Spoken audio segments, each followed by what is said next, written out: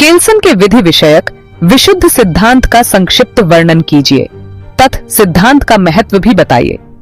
क्या यह कथन सत्य है कि इस सिद्धांत ने विधि से सूखी हड्डियों को छोड़ा है जिनमें मांस और रक्त नहीं है जो उसको जीवन देते हैं?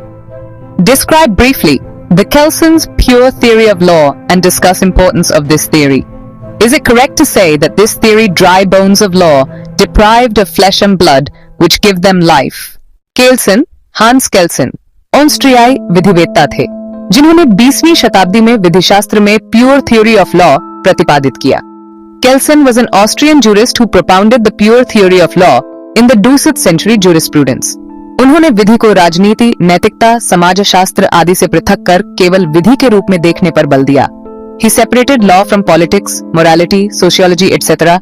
and focused on law as law itself. इवार विधि की शुद्धता, purity of law. केल्सन ने कहा कि विधि शास्त्र को शुद्ध रखा जाना चाहिए, अर्थात इसमें नैतिकता, धर्म या राजनीति को मिश्रित नहीं किया जाना चाहिए। Kelsen stated that jurisprudence should remain pure, meaning morality, religion or politics should not be mixed with it. 2.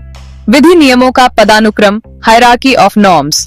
उन्होंने विधि को एक नियमों की श्रृंखला, hierarchy of norms बताया, जहां हर नियम एक उच्चतर नियम पर आधारित होता है। He described law as a hierarchy of norms, where each rule derives validity from a higher rule.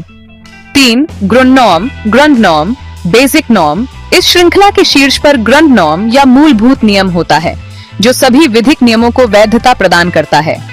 At the top of this hierarchy lies the grund norm or basic norm, which provides validity to all legal norms. 4. विधि का स्वरूप, nature of law. केल्सन ने विधि को कर्तव्यादेश, command of duty नहीं माना, बल्कि उसे नियमों की प्रणाली कहा। Kelsen did not consider law as a command, but as a system of norms. वो विधि और नैतिकता का पृथक्करण, इस सिद्धांत ने विधि को नैतिकता से अलग कर स्वतंत्र पहचान दी। This theory separated law from morality and gave it an independent identity. 2.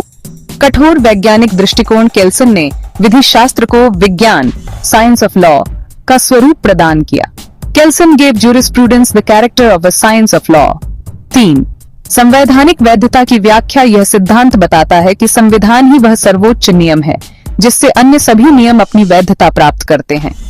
The theory explains that the Constitution is the supreme norm from which all other rules derive validity. 4. आधुनिक विधिशास्त्र पर प्रभाव। इस सिद्धांत ने विधिशास्त्र को एक निश्चित और संगठित ढांचा प्रदान किया। This theory gave jurisprudence